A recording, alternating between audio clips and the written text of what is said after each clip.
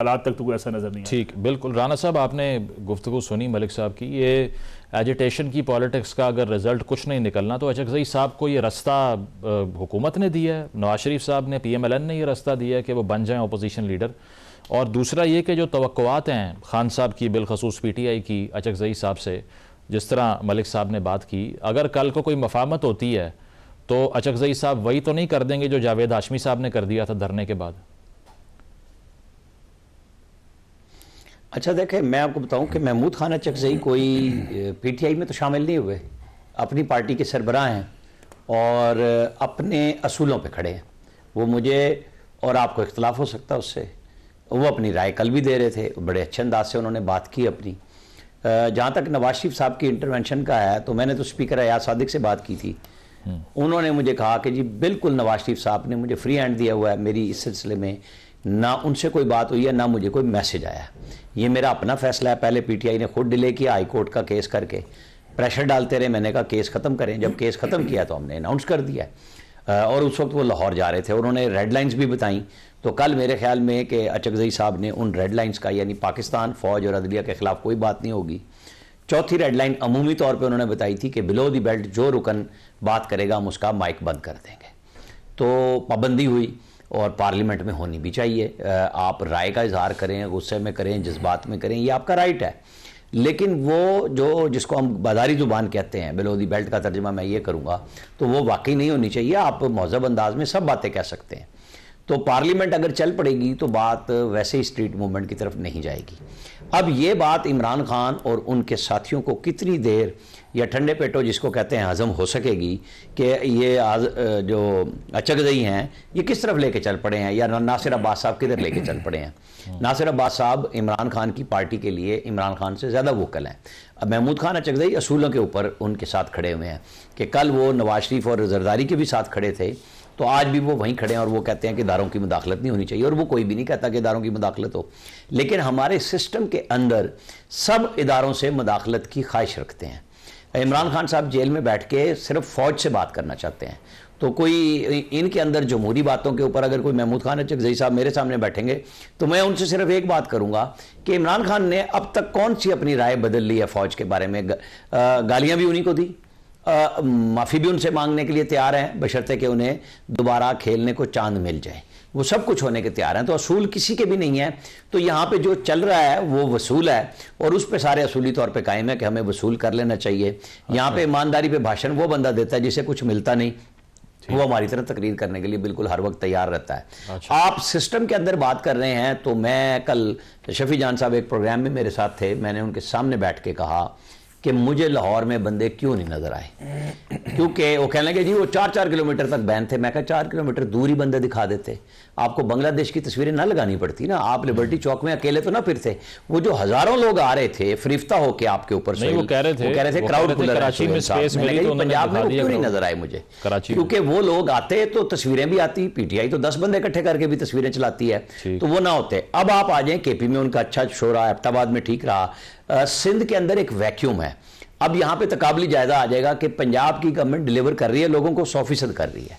वहाँ पे CM हर वक्त और उनकी टीम अवेलेबल है। सुथरा पंजाब में अगर वो हर देहात में पहुँच गए हैं, तजावुज़ात के खात्मे उन्होंने किसी सियासी जमात को कोई स्पेस अपनों को नहीं दी। जो उन्होंने प्लान दिए उसके अंदर कोई PMLN नहीं रखा, उसमें कुरानदाजी रखी, मेरिट बेस्ड इनिशिएटिव लिए, कामयाब हुए। और मुझे अब तक, मैं तो चेक करता हूँ ज़ाती तौर पे भी कि कहीं पे कोई मुदाखलत हुई हो तो बता दें। सिंध में क्यों इस्तकबाल हुआ, सिंध गवर्नमेंट डिलीवर नहीं कर रही। जो पहले हिस्से का भी सवाल था कि अगर आज आग लगती है तो वहां पे इदारा जाती मैकेनिज्म नहीं है, वहां पे सिर्फ पीपल्स पार्टी है 17 साल से। तो जवाबन जब अपोजिशन की आवाज ही कहीं नहीं है तो लोग तो आएंगे, जवाब दिखाएंगे वहां पे, तो जाके करें ना काम। PTI क्यों अपनी फेडरल गवर्नमेंट में, जब इमरान खान ने 1100 अरब रुपए का, अगर मुझे सही याद आ रहा है बात करते हुए, जो अनाउंस करके आए थे कराची में, तो 200 अरब रुपए भी नहीं भेजे थे। खाली अनाउंसमेंट से तो नहीं ना पेट भरता लोगों का, लोगों के अंदर दुख तकलीफ है, उसका अजाला तमाम वफाकी जमातों को वहां जाके सियासत में बाकायदा हिस्सा लेके करना चाहिए। ये जहां वैक्यूम होता है वहां पे लोग आते हैं दूसरे के साथ। हरिपुर में क्या हुआ PTI के साथ, वहां पे लोगों ने वोट डाला ना। ये नहीं है आप कह दें कि हर एक को फॉर्म 47, 45, ये ड्रामा जो है ना टेलीविजन चैनलों का है। हकायक ये है कि लोगों ने आके वोट डाला उनके खिलाफ, उनको बल्दियाती इदारों में शिकस्त दी वहां पे। और वो जो बल्दियाती इदारों का पीटीआई ढंढोरा पीटती है, वहां तो अभी भी सीएम से मुतालबा लोगों ने हरिपुर में ही रोक के किया कि हमें फंड्स क्यों नहीं देते आप। तो ये कौन से बल्दियाती इदारे हैं अगर आप पैसे नहीं देते? ये कौन से कराची में इलेक्शन हुए हैं कि आप फिर भी तकसीम ही डाल रहे हैं और आप इलाज नहीं करते लोगों का, आप लोगों को सहूलत नहीं देते, सिविक फैसिलिटीज नहीं देते, आप सड़क जो खोदते हैं वो ठीक टाइम पे नहीं करते, आप आग लग जाए तो आपके पास टैंकरों में पानी नहीं होता। तो ये तो आपको जवाब देना पड़ेगा ना। ठीक है। हमाद साहब, जो राना साहब फरमा रहे हैं, एक तो वैक्यूम था सिंध के अंदर, लेकिन आपको लगता है कि अब भी पीटीआई को एजिटेशन से, एहतजाज की सियासत से कुछ उम्मीद है? क्योंकि 26 नवंबर से पहले भी उनको यही ब्रीफ किया गया कि बहुत बड़ा रैला आएगा, हुकूमत को बहा के ले जाएगा।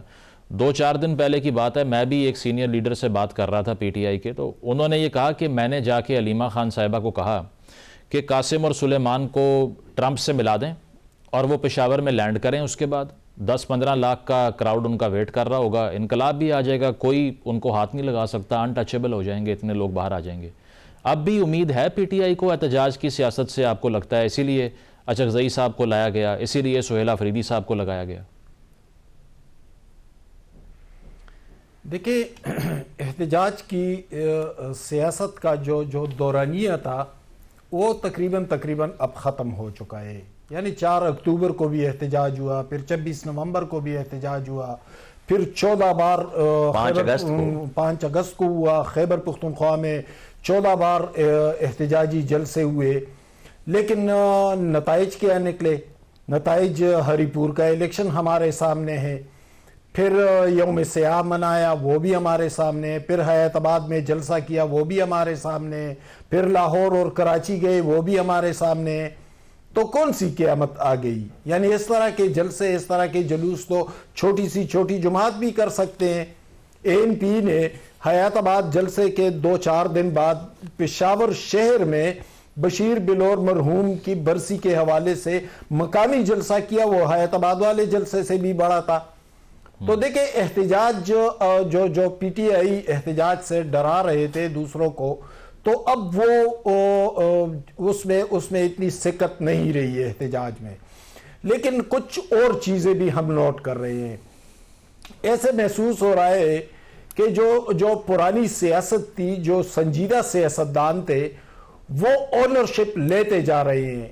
यानी आप देख ले, मुस्लिम लीग और पीपल्स पार्टी 2 पुरानी जमातें हैं, तो प्रेसिडेंसी, प्राइम मिनिस्टर हाउस उनके पास है, सिंध और पंजाब की हुकूमतें भी उनके पास है, हत्ता कि कश्मीर और बलूचिस्तान भी। इसी तरह अपोजिशन भी, अचकज़ई साहब आ गए। तो अचकज़ई के नज़रियात से आप लाख इख्तलाफ करें, लेकिन उनका जो ट्रैक रिकॉर्ड है वो तो इंतहाई सीरियस है। वो स्टेट मुखालिफ कभी नहीं रहे। उनके वालिद अब्दुल समद अचकज़ई भी लेफ्ट के सियासतदान थे, कौम परस्त सियासतदान थे, लेकिन कौम परस्त सियासतदान का ये मतलब तो नहीं होता कि वो पाकिस्तान का मुखालिफ होगा। नहीं, हमाद साहब, आज भी अहमद वली का बयान है कि मैं पाकिस्तान के साथ खड़ा हूं, हालांकि कौम परस्त सियासतदान है। उनके दादा वली खान का भी यही कहना था और हमेशा स्टेट के साथ खड़े दिखाई दिए। नहीं, हमारे तालिबान के ऊपर एतमाद भी किया। तालिबान के ऊपर उनका मौक़िफ़ सुना होगा। स्टेट का नुमाइंदा सुलगते हुए बलूचिस्तान में जो था, हामिद खान अचकज़ई, वो इसी महमूद खान अचकज़ई का भाई था। तो अपोजिशन लीडर की हैसियत से भी वो आ गए। अब वो लोग जो शायद खटक टाइप या मीना खान अफरीदी टाइप लोग जो हैं, वो बतदरीज सियासत से पीछे हटते जा रहे हैं। सियासत उन लोगों के हाथ में आ रही है जिन्हें रियासती जिम्मेदारियों का एहसास है, जो अपने नजरियात तो यकीनन नहीं छोड़ते, लेकिन रियासती जिम्मेदारियों का एहसास भी करते जा रही हैं। अब पीटीआई के पास क्या रहा?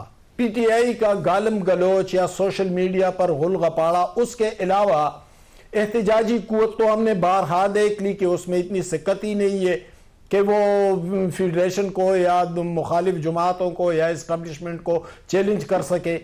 इतनी ताकत उस एहतजाज में है नहीं।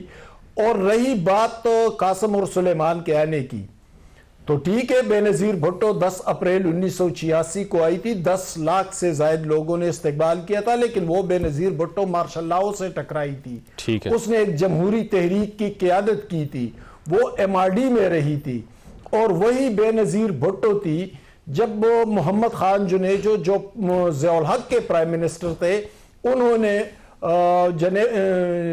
जनेवा मुआहिदे के हवाले से कॉन्फ्रेंस बुलाई, तो उसमें बेनज़ीर भुट्टो के साथियों ने कहा कि आप इसमें ना जाए, ये ज़ियाउल हक के प्राइम मिनिस्टर है। तो उन्होंने कहा ज़ियाउल हक के प्राइम मिनिस्टर इतने अहम नहीं, मेरा मुल्क अहम है, मेरे मुल्क का मामला है, और वो उस कॉन्फ्रेंस में आई। बिल्कुल। तो जिम्मेदार सियासत यही होती है। पॉइंट आ गया। लेकिन जो सियासत इमरान खान कर रहे हैं, जिस तरह उनके ट्वीट्स आते रहे, जिस तरह उनका बयानिया बनता रहा, जिस तरह उनके यूट्यूबर्स और सोशल मीडिया वर्कर जो कुछ कहते रहे, तो उसमें तो जिम्मेदारी का एहसास कहीं दिखाई नहीं दिया। सही। हाँ, अलबत्ता अगर वो सियासत की तरफ आए, जिम्मेदारी का एहसास करें, तो फिर ठीक है, वो इसी सियासी धारे में शामिल हो जाएंगे। वरना वक्त बदलता जा रहा है, इसी तरह की सियासत और सियासी धारे में आने के इम्कानात मादूम होते जा रहे हैं। ठीक है। और सीरियसनेस की जो आप बात कर रहे हैं, आप कह रहे हैं कि महमूद खान अचकज़ई का ट्रैक रिकॉर्ड बताता है कि वो इस मामले में सीरियस हैं।